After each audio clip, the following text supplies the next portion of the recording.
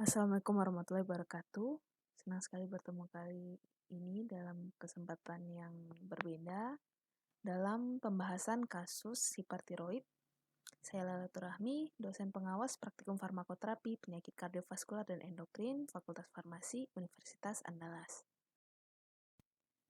Berikut merupakan gambaran dari topik yang akan kita bahas pada kesempatan ini. Seperti biasa kita akan mereview kasus, lalu melakukan identifikasi data subjektif maupun objektif. Kemudian kita akan melakukan penetapan masalah, rencana tindak lanjut, serta mengaplikasikannya dalam menjawab pertanyaan pada kasus. Ada beberapa literatur yang perlu kita persiapkan untuk menjawab kasus secara lebih efektif. Yang pertama, pedoman pengelolaan penyakit hipertiroid yang dirilis oleh kelompok studi tiroidologi Indonesia Perkeni tahun 2017. Kemudian sebagai pelengkap dan tambahan juga dapat menggunakan guideline dari American Thyroid Association atau ATA tahun 2016 tentang diagnosis dan manajemen hipertiroidism dan penyebab lainnya dari tirotoksikosis. Kemudian dapat menggunakan AHFS sebagai buku informasi obat dan dapat juga menggunakan buku-buku lain sebagai referensi pendukung. Kita review dulu kasusnya.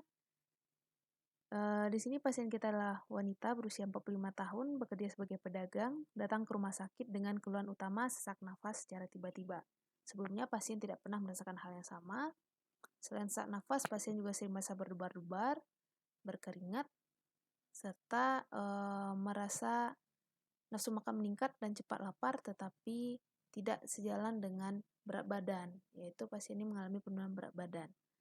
Kemudian pasien juga sering merasa lemas dan sedikit gemetar, dan juga merasa sangat mudah lelah walaupun aktivitas ringan. Pasien sudah tidak mengalami menstruasi lagi. Kemudian ada data pemeriksaan fisik, data pemeriksaan penunjang, dan pasien didiagnosis hipertiroid dan mendapatkan terapi metimazol serta propranolol. Yang diharapkan untuk Anda lakukan adalah asesmen terhadap terapi yang diperoleh pasien menggunakan lembar monitoring obat pasien dengan mengisi kode masalah 1-9. Sebagai pelengkap, Anda juga perlu menjawab pertanyaan ini untuk melengkapi asesmen dan rencana tindak lanjut. Yang pertama, apakah penggunaan propranolol disarankan? Apakah penggunaan metimazol dapat merendahkan gejala klinis pada penyakit hipertiroid? Pemantauan apa saja yang perlu dilakukan terkait pemberian metimazol, serta pemantauan efek samping apa yang perlu dilakukan. Selanjutnya kita akan mengidentifikasi data subjektif pada kasus ini. Nah, dua paragraf pertama dalam kasus menggambarkan data subjektif yang bisa kita analisis. Yang ditandai dengan kotak ungu merupakan gambaran dari riwayat penyakit sekarang. Dimulai dengan keluhan utama itu sesak nafas secara tiba-tiba, lalu dilanjutkan dengan deskripsi mengenai keluhan-keluhan yang dialami pasien. Ya, misalnya sesak nafas juga ada nyeri pada dada kiri, kemudian berdebar-debar, kemudian berkeringat, kemudian juga ada merasa mudah lelah, rasa cepat lapar, dan berat badan menurun, dan juga tidak mengalami menstruasi lagi. Nah, keseluruhan gejala ini merupakan gejala yang umum ditemukan pada penyakit hipertiroid, karena penyakit hipertiroid ini disebabkan oleh peningkatan kadar hormon tiroid dan sekaligus peningkatan aktivitas hormon tiroid. Peningkatan aktivitas hormon tiroid akan menyebabkan meningkatnya laju metabolisme pada pasien sehingga terjadilah penurunan berat badan, kemudian pasien merasa cepat lelah, sering berkeringat, dan juga hormon tiroid ini juga dapat memicu aktivitas sistem saraf otonom, khususnya sistem saraf simpatis. Kemudian di sini juga ada informasi yaitu pasien bekerja sebagai pedagang. Ini merupakan termasuk dalam riwayat sosial dan kebiasaan. Nah, bagaimana dari riwayat penyakit dahulu? Pasien tidak memiliki riwayat penyakit dahulu dalam kasus ini. Selanjutnya, data objektif. Ada dua kelompok besar dari data objektif di sini. Yang pertama, data objektif dari pemeriksaan fisik, yaitu tekanan darah, denyut nadi, dan suhu tubuh. Kemudian ada pembesaran kelenjar tiroid dan juga pasien mengalami tremor halus. Nah, untuk pemeriksaan selanjutnya, pemeriksaan penunjang merupakan pemeriksaan lab dan pemeriksaan EKG. Pada pemeriksaan lab itu diketahui T3 meningkat, T4 bebas meningkat, tetapi TSH menurun. Nah, ini menggambarkan adanya gangguan pada pasien ini, di mana pasien tadi sudah dijelaskan didiagnosis hipertiroid, dan ini juga menggambarkan bahwa T3 dan T4 yang meningkat tidak disertai oleh TSH yang meningkat. Ya, itu berarti ada senyawa lain yang dapat menstimulasi sekresi dari kelenjar tiroid. Kita review sedikit. Aktivitas kelenjar tiroid ini dipengaruhi oleh aksis atau sumbu dari hipotalamus, pituitari, dan kelenjar tiroid itu sendiri. Nah, ketika kadar hormon tiroid dalam darah itu rendah, atau dalam tubuh itu rendah, maka akan dikirimkan stimulus atau umpan balik ke kelenjar, maksud saya ke hipotalamus untuk menghasilkan TRH atau tyrotropin releasing hormone. Nah, tyrotropin releasing hormone akan memicu kelenjar hipofisis anterior untuk menghasilkan TSH atau thyroid stimulating hormone. Nah, selanjutnya TSH lah yang akan memicu kelenjar tiroid untuk menghasilkan hormon tiroid. Nah, hormon tiroid di tubuh kita itu ada dua jenis. Yang pertama T3, yang kedua T4. T4 itu adalah hormon yang dihasilkan oleh kelenjar tiroid, sementara T3 itu merupakan hasil dari proses deiodinasi yang terjadi berikutnya. Nah, tetapi dibandingkan T4, T3 itu sifatnya lebih aktif. Oke, selanjutnya di sini juga ada informasi bahwa pasien dari pemeriksaan EKG-nya diketahui mengalami sinus takikardia. Nah, gangguan irama jantung, khususnya takikardia itu juga lazim ditemukan pada pasien hipertiroid. Oke, mungkin sedikit mereview saja kenapa di sini T4 bebas yang menjadi acuan, karena kita review lagi, hormon tiroid itu dapat berikatan dengan protein di dalam darah. Maka T4 bebas lah yang bisa menggambarkan secara langsung berapa kadar hormon T4 dalam tubuh itu sebenarnya. Oke, berikutnya asesmen. Secara medis, pasien didiagnosis mengalami hipertiroid dengan skor indeks Wayne 24. Nah, hipertiroid ini sebagian besar disebabkan oleh Graves disease atau penyakit Graves, di mana penyakit Graves ini merupakan penyakit autoimun.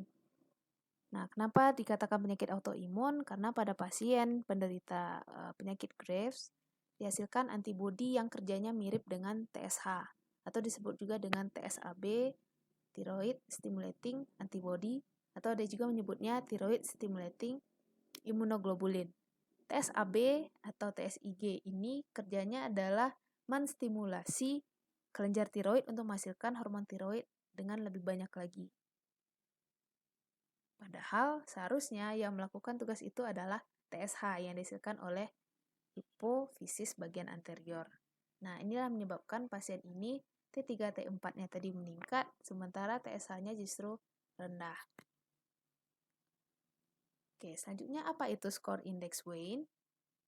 Skor indeks Wayne ini merupakan salah satu cara untuk membantu dokter menegakkan diagnosis hipertiroid melalui gejala-gejala klinis. Nah, ada beberapa gejala yang kita bisa lihat di sini, misalnya dyspnea default, atau pasien mengalami kesulitan bernafas ketika beraktivitas, lalu ada palpitasi, lelah, dan sebagainya.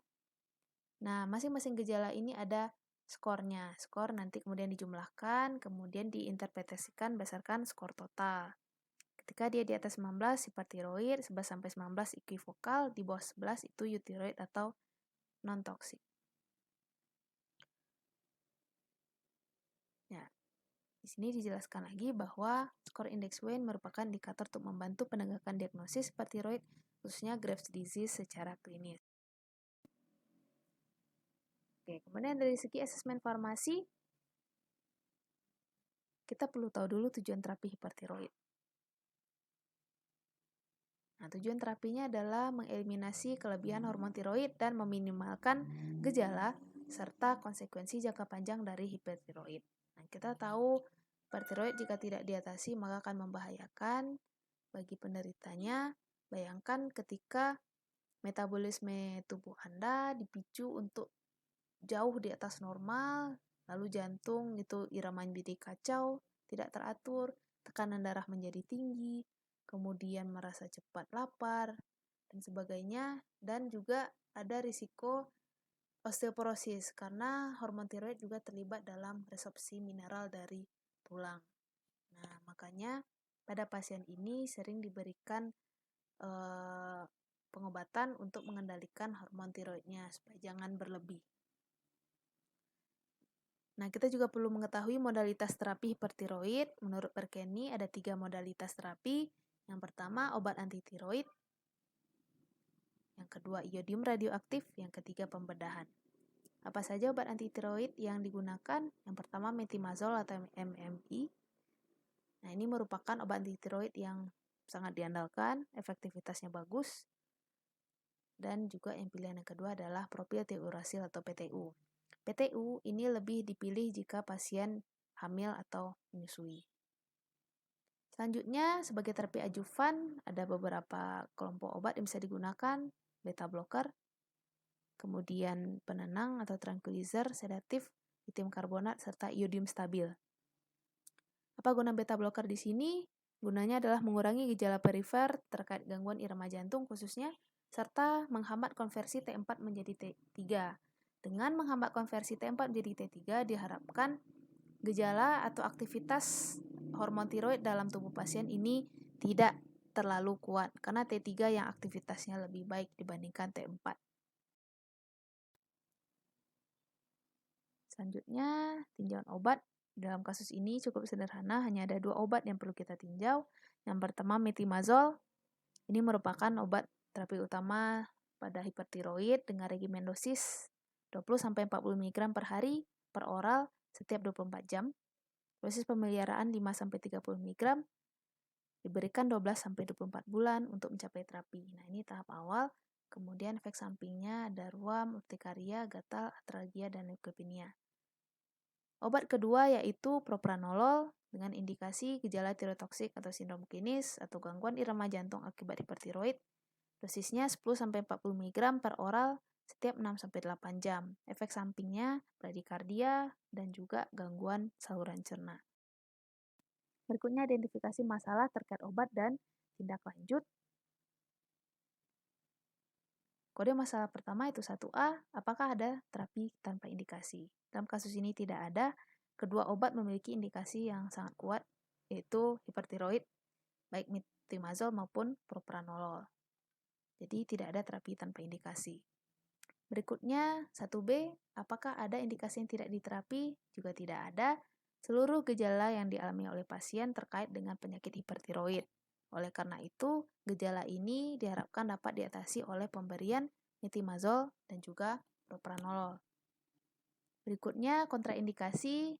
Pada kasus ini juga tidak ada kontraindikasi, di mana metimazol dikontraindikasikan pada hipersensitivitas serta ibu menyusui, sementara propranolol dikontraindikasikan pada beberapa masalah seperti sinus bradikardia, shock kardiogenik, CHF, sindrom Raynaud, hipertensi malignan, dan asma. Kemudian sebagai konsekuensinya berarti tidak ada masalah pada poin 1. Berikutnya, kode masalah 2, masalah pemilihan obat. Dalam hal ini sudah tepat karena sesuai dengan guideline terapi hipertiroid baik yang berlaku nasional maupun internasional. Nah, di sini salah satu pilihan terapi untuk hipertiroid adalah obat antitiroid seperti metimazol. Nah, kemudian beta blocker digunakan untuk memperbaiki gejala tirotoksik sekaligus juga menghambat konversi T4 menjadi T3 tadi. Nah, beta blocker membantu untuk meredakan palpitasi, gelisah, tremor, dan juga intoleransi panas. Nah, sebagai tindak lanjut, Obat antitiroid diberikan hingga memperoleh keadaan eutiroid. Kita tahu tadi eutiroid bisa dilihat dari kadar hormon tiroid dan juga dari segi gejala klinis melalui indeks Corwin. Kemudian dosis diturunkan secara bertahap hingga memperoleh dosis pemeliharaan yang serendah mungkin. Nah, kapan pemantauannya bisa kita lakukan? Itu setiap 4-6 minggu, dan penyesuaian dosis dilakukan berdasarkan kadar FT4 atau free T4 atau kadar tiroksin bebas. Nah, kapan pasien dikatakan remisi? Remisi sempurna terjadi ketika kadar FT4 dan TSH atau thyroid stimulating hormone tadi berada dalam batas normal setelah obat antitiroid dihentikan selama 1 tahun. Namun, biasanya pada penyakit hipertiroid, remisi itu jarang sekali yang benar-benar sampai selamanya. Dalam artian, setelah remisi bisa saja ada periode relapse atau kambuh kembali. Berikutnya, kode masalah 3A, subdosis. Ada subdosis di sini atau dosis subterapi. Dalam hal ini untuk obat metimazol. Pasien memperoleh dosis awal hanya 15 mg per hari, sementara berdasarkan literatur yang disarankan adalah 30 mg per hari setiap 24 jam. Tindak lanjutnya, dosis disesuaikan atau dinaikkan menjadi 30 mg setiap 24 jam. Berikutnya, overdosis ada. Jadi masalahnya kali ini pada dosis pemeliharaan yang terlalu tinggi. Berdasarkan literatur harusnya 5-15 mg per hari, tetapi pada kasus justru diberikan 20-40 mg.